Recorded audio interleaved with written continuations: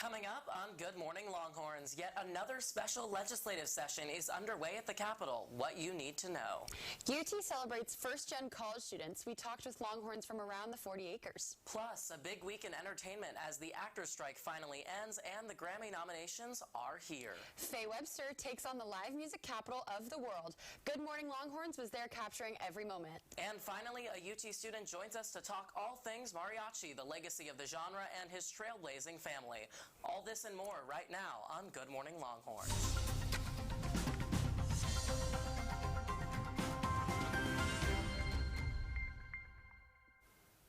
And good morning, Longhorns, for this Wednesday, November 15th. I'm Logan Duble. I'm Coco Kennedy. Thanks for joining us this Wednesday morning. How are you doing this week? You know, I'm doing all right. It's been a slow week, but it's so excited for Thanksgiving. It's going to be great. Yes, awesome, as am I. Let's get into this morning's top stories. Over 1,000 UT students and community members gathered in a walkout in support of Palestine last Thursday afternoon. The walkout, which was organized by the Palestinian Solidarity Committee, took place outside the Gregory Gym despite the pouring rain. Students left class to gather at the protest, and an estimated 1,200 attendees chanted for the end of the fighting in Gaza and aid to Israel before marching to the UT main mall. The walkout was part of a national walkout held by students, and UT's campus has remained largely peaceful despite incidents of both anti-Semitic and anti-Palestinian rhetoric on college campuses around the nation. We have sad news of the death of an Austin police officer. This past Saturday, Senior Officer Jorge Pastor was killed in a gunfire exchange after responding to a 911 call that reported on stabbing on Saturday morning. According to the Austin Police Department, officers entered the home at 4:15 a.m., leading to the suspect to open fire, resulting in Pastor and another officer being shot. APD said there were 2 civilians found at the home. The suspect also died from their injuries. According to the Austin Police Association Memorial website, this marks the first instance of an officer being shot and killed on duty since 2012. The Texas legislature has started its special 4th session and made progress on some of Governor Greg Abbott's main priorities of education and border security. On Thursday, House lawmakers held a marathon hearing on a bill to put billions of dollars into public schools. The bill also established education savings accounts, and the bill was sent to a House vote on Friday, and then the Senate passed their version of the ESA bill late Thursday night. Texas senators also passed Senate Bill 4, which creates a state crime for crossing the border illegally. Senate Bill 4 is now headed to the House. Diwali celebrations will take place at the Tower Main Mall this Wednesday from 6:30 to 10:30. The event, put on by Hindu Students Association, was rescheduled from last week due to weather concerns. The free event will feature educational booths and foods, sparklers, performances, and a dance party. Diwali is a traditional Hindu celebration known as the Festival of Lights. U.S. Surgeon General Vivek Murthy and UT Minister of Culture Matthew McConaughey spoke at the union as part of the Murphy's We Are Made to Connect college tour.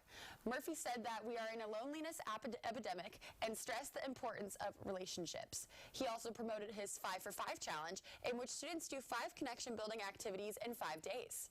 At the end, President Jay Hartzell gave Murphy a custom UT football jersey. The Division of Student Affairs announced it will have a startup crawl on Wednesday, November 29th from 7 to 9 p.m. at the WCP. Meet the students, departments, and organizations responsible for the rich entrepreneurship community. The mission of this event is to highlight particularly female and minority founders. There will be 50-plus booths over the 3 floors.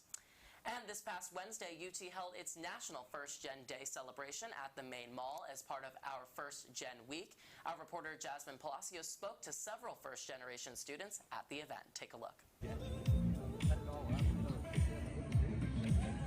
I'm here at UT's First Gen Day celebration at the main mall, where there's lots of food, games, and music. This event open to all First Gen Longhorns and supporters. Almost 10,000 currently enrolled students at UT will be the first in their family to complete a degree. I'm here with Maria at the event, and I'm here to ask her, what does it mean to be a first-gen student here at UT? To me, it means breaking barriers and creating a pathway for the future. I'm very grateful just knowing how my parents were raised and the opportunities that they weren't given. I'm really grateful that they worked really hard to get me here. It means the world to like my family and myself, and it just means building a generation of opportunity for my family and like our future generation.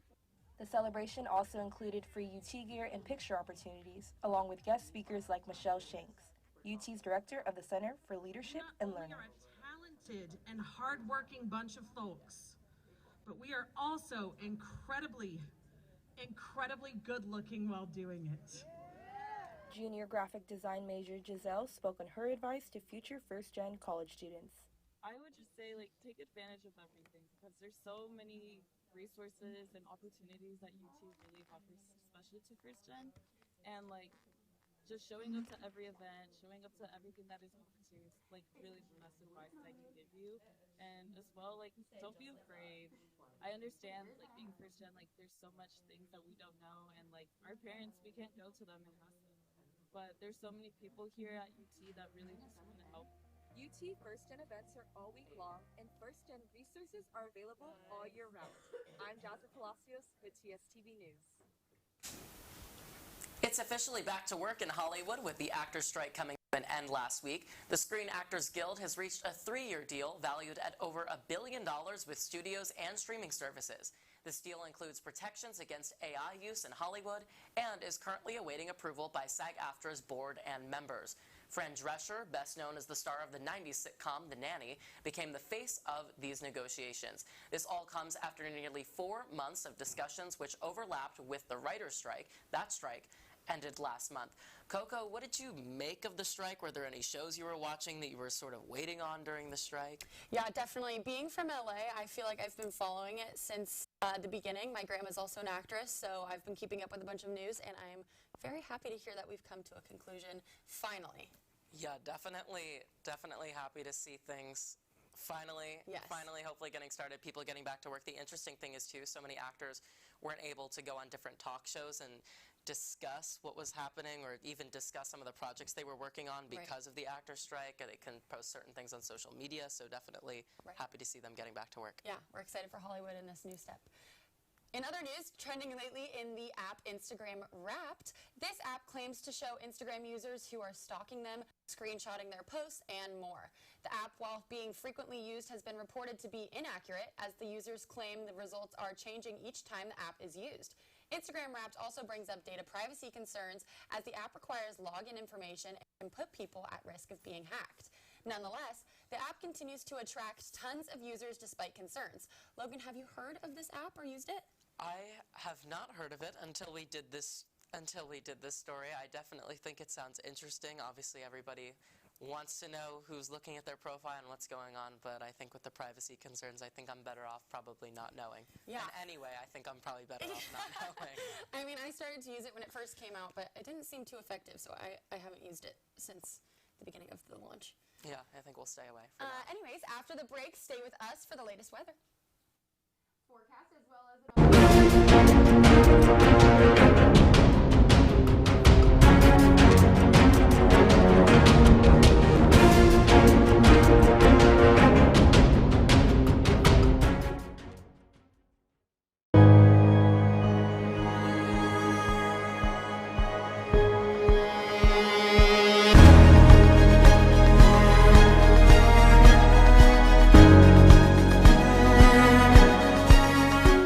"13 of the 48 club sports offered by the university now require students to submit proof of sex assigned at birth." I know deep down they would probably want to stay with the university. No way in hell anybody's going to tell my daughters what to do with their bodies. This state is one of the worst in child education. We can't take it anymore, seeing those scenes. Going to Hillel on Friday night, all my family members kept texting me not to go. There's a huge housing crisis in Austin. Do you have a plan in place to address this issue?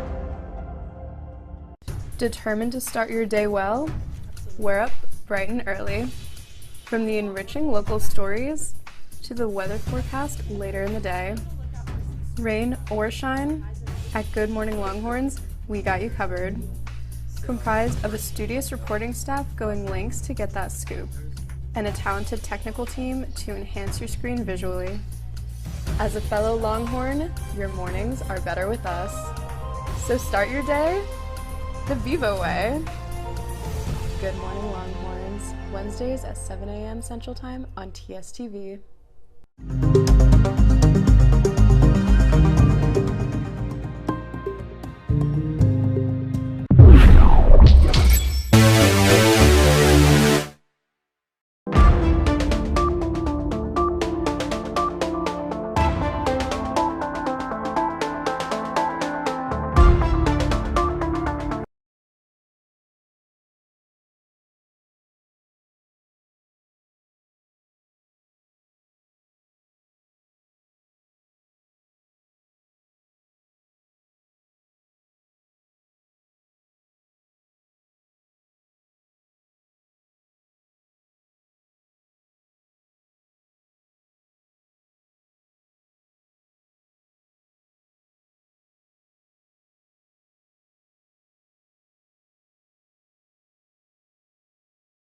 Longhorns. Let's take a look at the weather. Joining us right here on the set is Gracie Kirshner. Gracie, what's the weather looking like? Here comes the sun, everyone. It's starting to warm up for the rest of the week through the weekend. We're looking at sunny with a high of 72 and a low of 71 degrees today, with the same temperatures continuing through Thursday. On Friday, the clouds will come and temperatures will spike to a high of 76 degrees and a low of 55. It'll stay partly cloudy through the weekend with a high of 72 and a low of 55 on Saturday, and lower temperatures and more clouds on Sunday with a high of 69 and a low of 53. These temps will be pretty consistent until the cold front comes in on Tuesday. That'll last through Thanksgiving. Happy holidays, y'all, and I'm hoping the weather's good when I'm gone in Barcelona. That's the weather this week. I'm Gracie Kirshner in the Weather Center. The Texas Longhorns brought home another win this football season against TCU this past Saturday. With just 2 minutes left in the game, junior receiver Adonai Mitchell caught a pass from quarterback Quinn Ewers, resulting in a 29-26 win against TCU. This put the Longhorns at number 7 in the college football playoff rankings with a 9-1 record. During the fourth quarter of this nail-biting game, redshirt sophomore running back Jonathan Brooks, also known as Josh Brooks, sustained a torn ACL. He is reported to undergo surgery and will be out for the remainder of the season. Coach Sarkisian said in a statement on Sunday that the team is heartbroken for Josh, but he will continue to be an inavailable leader on the team, helping prepare as they move forward in mission this season. And moving on to more sports updates from the past week. Originally ranked number 13 in the NCAA College Women's Basketball, the Longhorns beat the Liberty Flames Sunday 75-57. The team progressed to number 11 in the rankings yesterday evening as they swiftly defeated the Texas Arlington Mavericks 110-64. The men's basketball team beat Delaware State Friday and is now ranked number 19, according to ESPN. The team is set to play Rice this evening at 8 o'clock at the Moody Center. And moving on to your Texas volleyball, the team is currently ranked number 5 after their win over Cincinnati. With a current 19-4 record, the Longhorns are going to head to Iowa State this evening at 6, and they will play in Greg Gym. Last week, we discussed the sign-stealing scandal at Michigan University. The university's football athletics was accused of buying multiple tickets to Big Ten games to steal signs from sidelines. As of this week, Jim Harbaugh has been suspended for the Big Ten for the remainder of the regular season. He is able to coach during the week but cannot be on the sidelines during the games. This does not seem to be holding the Wolverines back, though, as they just ranked Penn State with a score of 24-15. And moving on to music, up-and-coming singer-songwriter Faye Webster brought her tour to Austin last night at the Stubbs Amphitheater. Good Morning Longhorns was there to catch all the action. Take a look.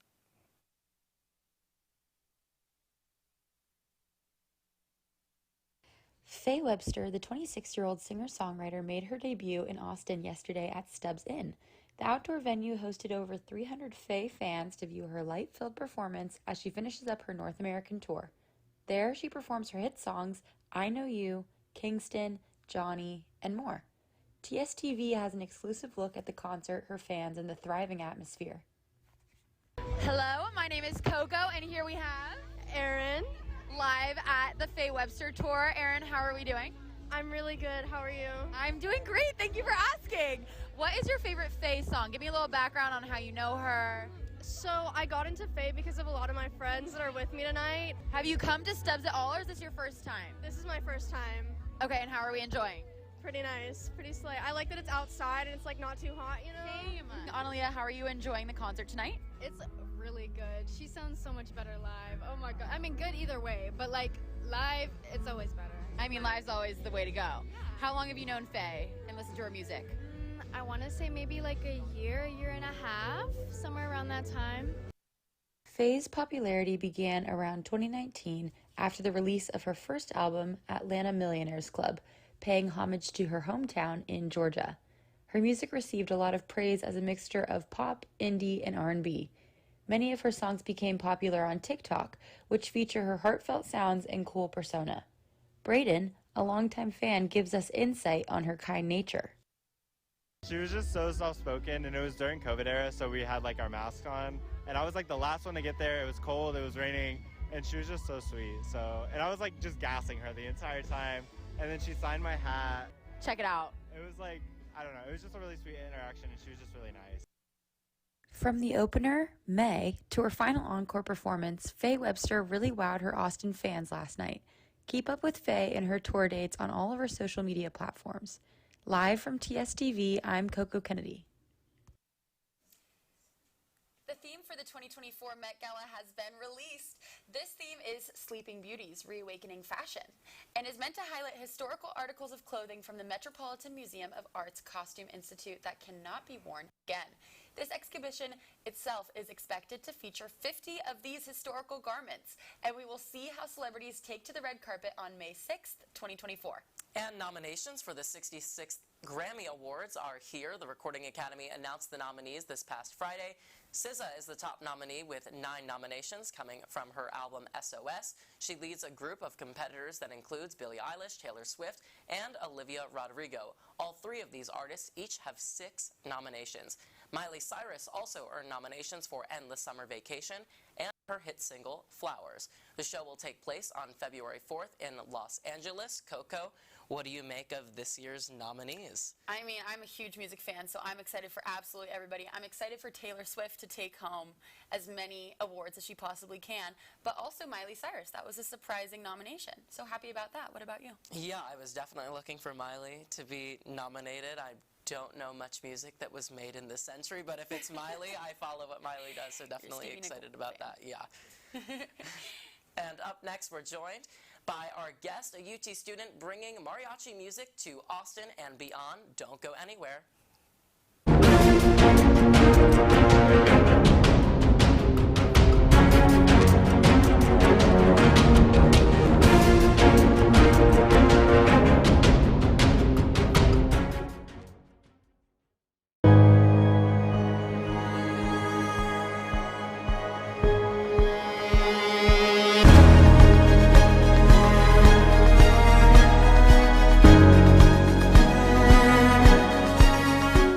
"13 of the 48 club sports offered by the university now require students to submit proof of sex assigned at birth. I know deep down they would probably want to stay with the university. No way in hell anybody's going to tell my daughters what to do with their bodies. This state is one of the worst in child education. We can't take it anymore seeing those scenes. Going to Hillel on Friday night, all my family members kept texting me not to go. There's a huge housing crisis in Austin. Do you have a plan in place to address this issue?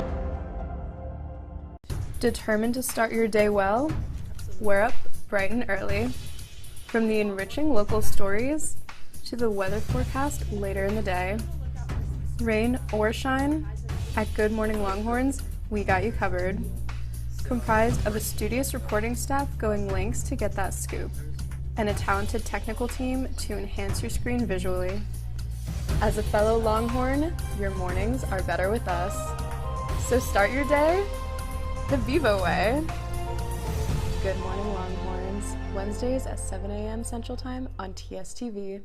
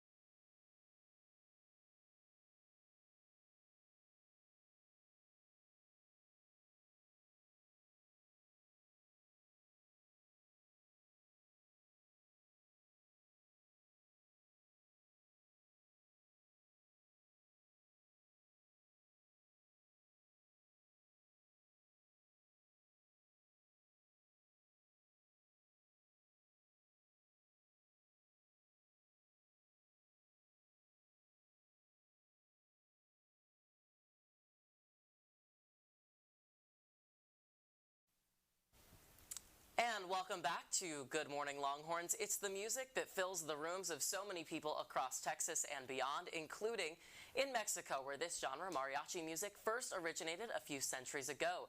This morning, we're joined by a UT student who is keeping that tradition alive here on the 40 acres and all around the Austin community.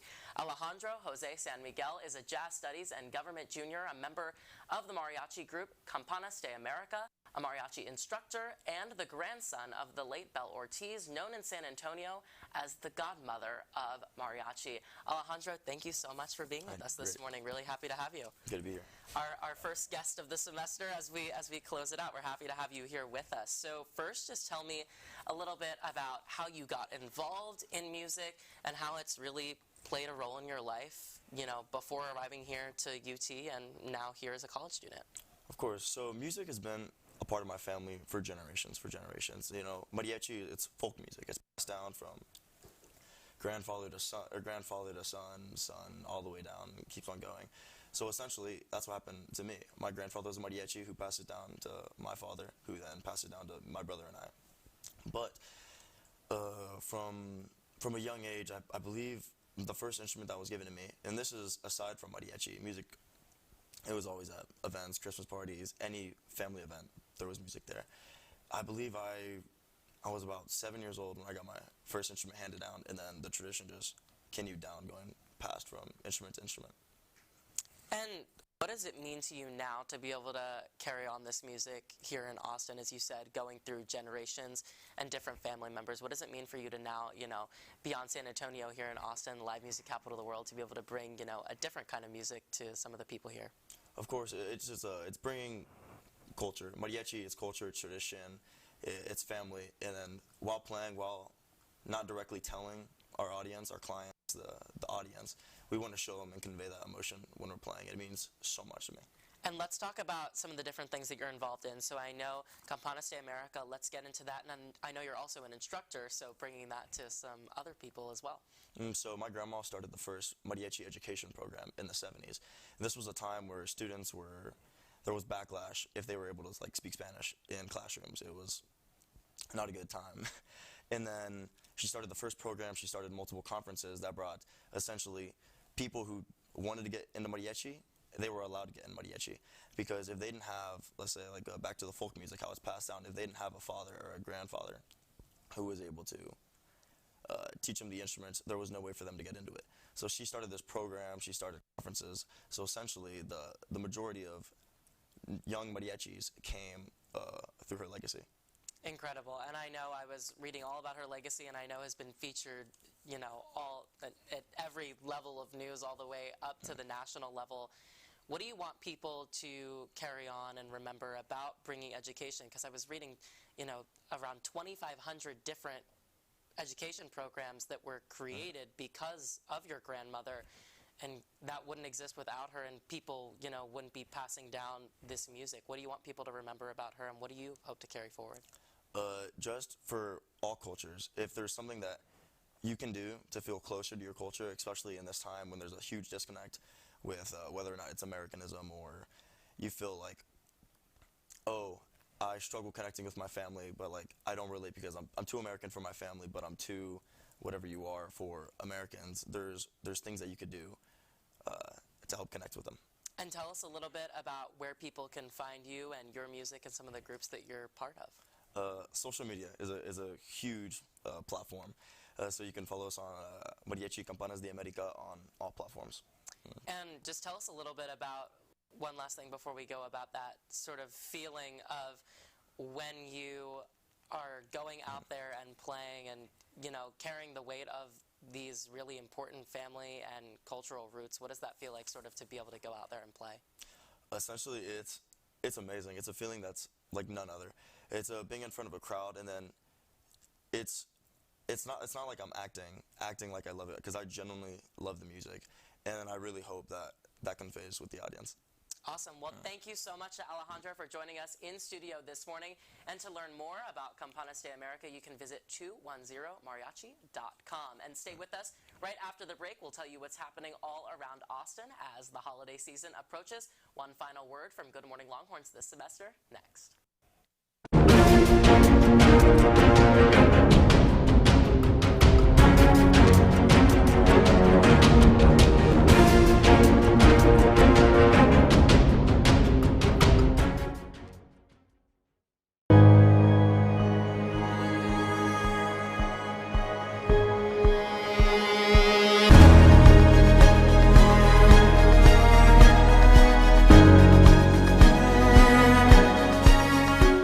13 of the 48 club sports offered by the university now require students to submit proof of sex assigned at birth. I know deep down they would probably want to stay with the university. No way in hell anybody's going to tell my daughters what to do with their bodies. This state is one of the worst in child education. We can't take it anymore seeing those scenes. Going to Hillel on Friday night, all my family members kept texting me not to go. There's a huge housing crisis in Austin. Do you have a plan in place to address this issue? Determined to start your day well? We're up bright and early. From the enriching local stories to the weather forecast later in the day. Rain or shine, at Good Morning Longhorns, we got you covered. Comprised of a studious reporting staff going lengths to get that scoop, and a talented technical team to enhance your screen visually. As a fellow Longhorn, your mornings are better with us. So start your day the Vivo way. Good Morning Longhorns, Wednesdays at 7 a.m. Central Time on TSTV.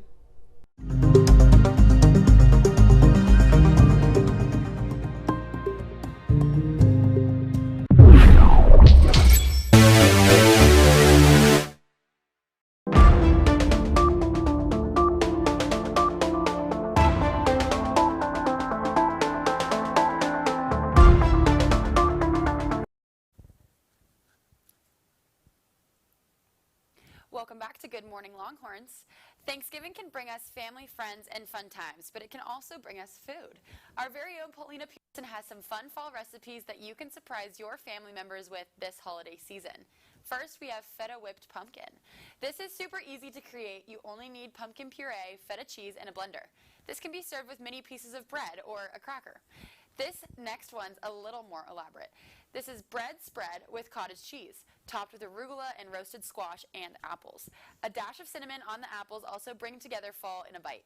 These apps work great with any fall meal. Logan, do you think you would try any of these? I would definitely eat them. Would I be able to cook them? That's a different story. My cooking has made impressive strides this fall, but it's happening slowly but surely. Okay, well maybe we can try them out and get back to Paulina about them. Yeah, we'll get back to you on that in January. And this is our last edition of Around Austin for the semester, so let's talk all things holiday events. Thanksgiving, as we just mentioned, is quickly approaching, and Thundercloud Subs is hosting its annual turkey trot. You can meet at the Long Center on Thanksgiving morning if you're still here in Austin and interested in attending. More information is available on thundercloud.com. Since this is our last show of the semester, let's talk holiday events coming up within the next few weeks as well. Depending on what you and your family celebrate, we have Christmas, Hanukkah, and Kwanzaa coming up. There will be holiday light shows around the city as well as various holiday performances like the Nutcracker Ballet. Be sure to enjoy the time off from school and spend quality time with your families. That's all for Around Austin. Yeah, and thank you to Ella Danina, who's been putting that together throughout the semester. Yes. Really been enjoying having Around Austin, and we'll be happy to have that throughout the rest of the year. Absolutely.